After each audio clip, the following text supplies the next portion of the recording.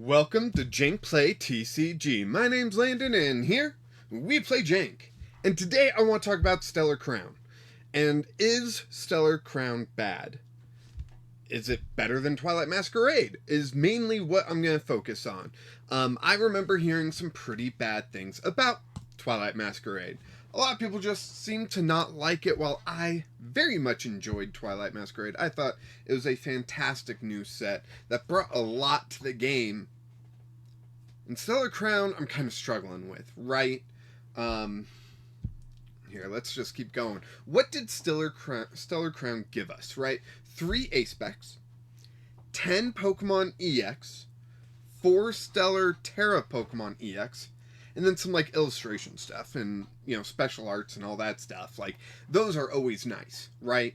But I'm more talking about the set as a game, right? As the game. Was it fun to play? Is it still fun to play? Has the meta, you know, shifted and all that stuff? Those are kind of what I want to focus on, right? Is more gameplay, less about, oh, the pretty cards, right? So, the A-Spec cards. We got Deluxe Bomb, Grand Tree, Sparkling Crystal. For those of you that don't remember, Deluxe Bomb, you attach it to a Pokemon. When that Pokemon is attacked, the attacking Pokemon gets 12 damage counters placed on it, and then you discard Deluxe Bomb. Grand Tree, it allows you to evolve from a basic all the way up to stage 2, which is pretty nice. It's like rare candy, but without the rare candy. You also need the stage 1 in your deck. So it's a little bit complicated. And the main reason I say Grand Tree isn't that great is you open the opportunity for your opponent to use it as well, right? So, yeah, Grand Tree's okay. And then Sparkling Crystal, definitely the best A-Spec of the set. When the Terra Pokemon this card is attached to uses an attack, that attack costs 1 energy less. Any energy, not 1 colorless less, 1 energy less. You get to choose. It's pretty nice, right? And really, it just gives Terra Pokemon a lot to play with, where Deluxe Bomb and Grand Tree are just like, okay, right? So let's compare that to Twilight Masquerade, where we got 6 A-Specs. We got Hyper Aroma, which is a fantastic card. Scoop Up Cyclone, which is another fantastic card. Secret Box that sees some play. Survival Brace, pretty much trash. Unfair Stamp, really good card. Legacy Energy, kind of the backbone to a lot of Jank decks I play. Legacy Energy, so good, so good. Yeah, so Unfair Stamp, Legacy Energy, Hyper Aroma, Scoop Up Net, or Scoop Up Cyclone, I apologize, Scoop Up Cyclone. Those are all A-Specs that, like, they might be what you pick, right? If you don't got Prime Catcher like me, those might be what you pick. And they're just so good, right? Compared to the Stellar Crown A-Specs, where you got half as many, and then 2 of them just aren't that interesting, and 1 of them only works on a particular type of Pokemon, Terra types, right? Yeah, it can be difficult, right? So I think Twilight Masquerade definitely had the better A-Spec choices. Next up, I want to talk about the Pokemon EX, and this is what Stellar Crown gave us. Hydrapple's pretty playable. I made a deck about Earthworm, that was fun. Doshbun seems like it might be interesting. That was it. I don't know what to say, right? Hydrapple, Doshbun, Earthworm are the interesting ones. Venusaur, like Blastoise straight up is a reprint. Greninja and Melmetal and I think Lucario are from starter decks, and they're just trash. Altogether trash. Like, so, Greninja, for 2 energy, does 100 damage. Flip a coin, if heads, 100 more. Melmetal, for 4 energy, does flip 2 coins, do 100 for each heads. Melmetal is so much worse than Greninja. Like, just flat out. They're both bad, but like, jeez, these are just so terrible. Lucario, 2 energy, 50, 3 energy, 120. You're not even 2-shotting an opposing a Lucario. Ah, jeez. This just, what is going on with these, right? And let's compare to the EX Pokemon of Twilight Masquerade, where we have Sinistcha, which was a fun deck. We got Magcargo, which is a fun deck. We got Palafin, which is a fun deck. We got Luxray, which was a pretty good card. We got Iron Thorns, which won the Pokemon World Championships. We got Greninja, which is a very good card. We got Dragapult, which I think is currently number 6 on the top 6 decks. Blissey, Blood Moon Ursaluna. Yeah, we got Screamtail too. No one cares about Screamtail. Everything else there is fire. Not typing, but good. That's what I mean. They're good, right? Comparatively to the Stellar Crown. And, oh man, it is just so black and white to me that Stellar Crown gets just the worst deal out of all Pokemon sets, right? Like, clearly, Twilight Masquerade is where it's at. Alright. Stellar Terra Pokemon EX are the new gimmick of Stellar Crown, right? They are the latest gimmick, and it's an interesting one to say the least, right? Terra is not new. It's the same effect as all Terra Pokemon have. These Pokemon generally have one kind of regular attack, and then one attack that requires 3 different energy that is, supposed to be super good, right? So let's take a look at Cinderace. 3 energy, 280, that's not bad. 3 energy, 1 fire, 1 fighting, 1 darkness, 180 to one of your opponent's Pokemon. You can do 180 for a lot less setup, a lot easier with Wug Trio, which if you were there on stream and you saw me playing Wug Trio EX, wasn't that just awesome? Check out my latest stream. Highly recommend it. It was so much fun. Yeah, Cinderace is okay, right? The main focus would be that first attack. Who cares about the second attack? But the second attack is what the gimmick is, right? Alright, let's take a look at Lapras EX. First attack, Power Splash, 40 times. This attack does 40 damage for each energy attached to this Pokemon. That's not bad. If you get a bunch of energy stacked on there, 40 times each, that's going to add up, right? If you think about Chimpao, which is Chimpao EX, which is like the next best water attacker I believe we have, does 60 for each energy you discard. This doesn't discard energy. Okay. How do you get that energy on? Well, if you are able to get a water, psychic, metal energy on there, you can do something rain. Larimar rain. Look at the top 20 cards of your deck and attach any number of energy cards you find there to your Pokemon in any way you like. Shuffle the other cards back into your deck. So, it sounds like a great setup move, right? Look at the top 20 cards. This Wednesday, I played a Dragonite EX that looked at the top 12 cards, right? This looks at the top 20 cards. You're so much more likely to hit energy. And it's not a once per game thing. You can do this as many times as you need to. However, if you are able to set up that attack, you could have set up just about anything else and done better, right? Like, you could have set up a Baxcalibur for that much effort. Actually, Baxcalibur takes less effort. Like, okay. So maybe those two are bad examples, right? So we only got 2 other Stellar Terra Pokemon. Let's check out Galvantula. Galvantula possibly had the most hype going into the set. So for 2 energy charged web, 110 plus. If your opponent's active Pokemon is EX or Pokemon V, this does 110 more, so 220. That's not bad. It's not KOing Terapagos, but it is KOing Lapras. Well, yeah. Lapras is weak to metal. That's interesting. Okay, that's fine.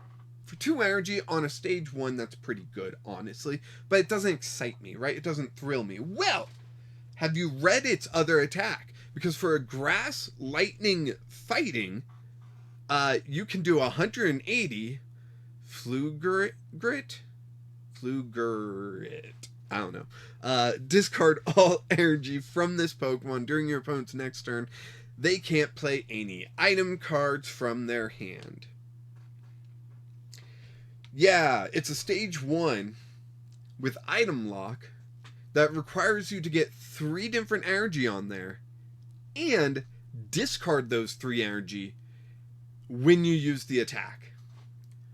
And yet we have a Venomoth that for 1 energy item locks, confuses, and does 30 damage. Sure, it's not 180 damage, but it still item locks and confuses, where this doesn't even confuse.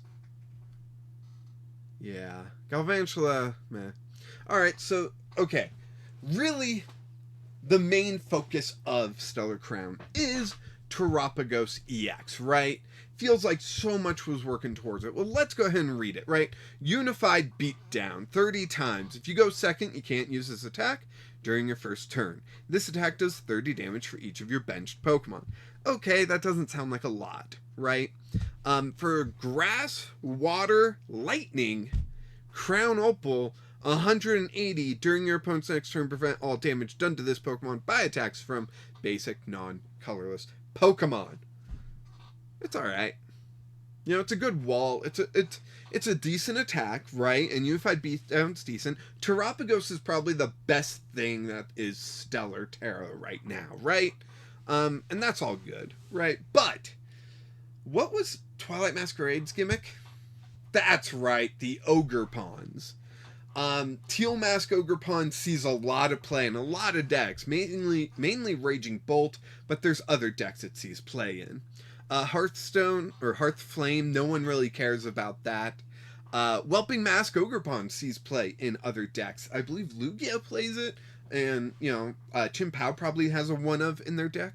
And then Cornerstone Mask Ogre Pawn is actually fairly good, and it sees play in a lot of decks, at least it used to. But with the ability where it doesn't take damage from Pokemon with an ability, and then an attack that hits through effects like that. Like, it's just such a good card, right? It's hard to counter, it's hard to counter, but offers an easy counter to stuff like it, right? Yeah, so Cornerstone Mask, doing good. Teal Mask, doing good. Whelping Mask, doing good. Forget Hearthflame Mask. But I and many other YouTubers have created the Ogre Pawn deck. Mine I called Boxer Pawn because it's a box of Ogre Pawns. Makes sense. And it is a really fun deck. It really is. So I think Twilight Masquerade had the better gimmick. So, Stellar Crown gave us one big deck. Kind of hinted at this before. Where it was Terapagos EX, right? Right, we all knew it was coming, right? So Unified Beatdown does 30 for each of your bench Pokemon. Area 0 Underdepths increase how many bench Pokemon you can have. Glass Trumpet will accelerate energy from your discard pile to your colorless Pokemon in play. Sparkling Crystal can help with that Crown Opal attack. Knockdown only works if you have a Terra Pokemon out. Fan Rotom searches out colorless Pokemon such as Bouffalant, which has an ability that protects your colorless Pokemon. This is the big deck that they had in the set. This is really the whole focus of the set, was this one deck. But is it good? So, first up in this lower right-hand corner is the results from a tournament with almost 2,000 players.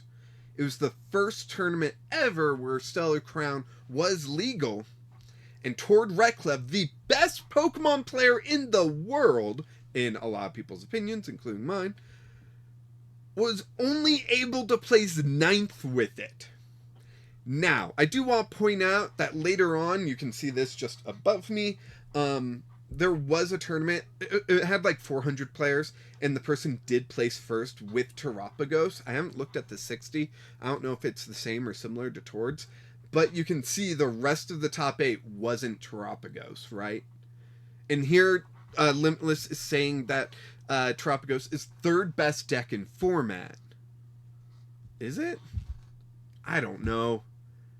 It feels kind of whatever, like, I did ask everyone, and you can see that poll right in the middle of the screen. I did ask in the community side of YouTube, do you think Stellar Crown is a good set? And 68% said yes, 32% said no. There were 22 votes in total. Can't break it down to you in numbers. Someone else can do that, probably in the comments. But maybe it's just me, or 32% of us. Maybe we are in the minority, right? Thinking Stellar Crown is a bad set. I know I'm not too thrilled with a lot of like the possible decks to build out of Stellar Crown. Honestly, I still think of cards from Twilight Masquerade. I'm like, I haven't built a deck with that. Maybe I should. More so than Stellar Crown, and Stellar Crown just came out a few weeks ago. But we do have Surging Sparks coming up soon, and it looks to be a really good set, in my opinion. We're getting a Stellar Alolan Executor, best dragon type ever. We're getting Stellar Pikachu. We're getting like some other EXs like Latias. Like, I think it's going to be a really good set. It's the 4th set of the year. Usually they do something quite big for those. I'm excited. Where Stellar Crown, I just don't... This is going to sound rude, but I just don't care. It just doesn't excite me like Twilight Masquerade did. Let me know your thoughts down in the comments. Am I just crazy? Like, am I missing something here? It just feels like Stellar Crown didn't really impress anyone. But at least we are going to forget about it real soon here. In a couple weeks, we'll start having pre-releases of Surging Sparks and all that. So, yeah, I would love to hear your thoughts down in the comments. Am I wrong? Probably. Why am I wrong? I'd love to hear it. I will try not to be too argumentative. But that is my presentation for is Stellar Crown a bad set? Where I say yes, the community says it's actually a good set, you know? So, I don't know. You let me know your thoughts down in the comments, and I will continue bringing new Pokemon decks. Thank you so much for watching. Of course, I appreciate each and every one of you. Go ahead and like this video, subscribe, bell notification thing so you know when I go live, usually on Wednesdays. I'm thinking about starting up a Nuzlocke.